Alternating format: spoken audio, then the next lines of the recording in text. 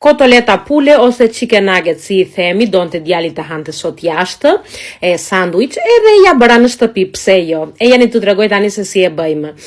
Në fillim përgatita mishin e grirë, I hodha vetëm kripe dhe piper brenda, I trazova mirë, edhe I bëra biftek të vegjël, burgers do me thënë, edhe pastaja këta burgers kuptohet që do t'i skuq në tigan sa për më shpejtë.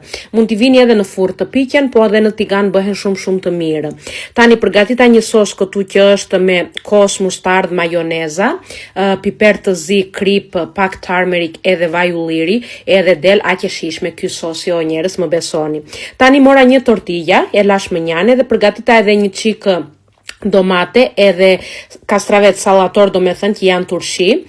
Mirë, këta kastravecët e këta I bëra për mua, se djali nuk I pëlqejnë, po I bëra patate të skuqura që t'ja vë brenda tek sanduiçi siç e do që I pëlqejnë.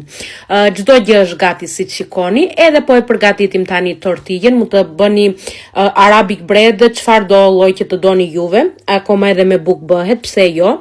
Unë I vura tani mish të grirë, siç shikoni, burger do me thënë, një çik karotë, sosin që përgatitëm, patate edhe I hodha edhe domate.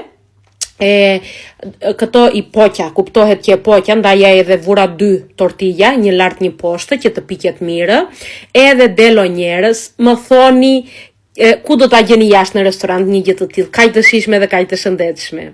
Është yummy, provojeni për fëmijët tuaj.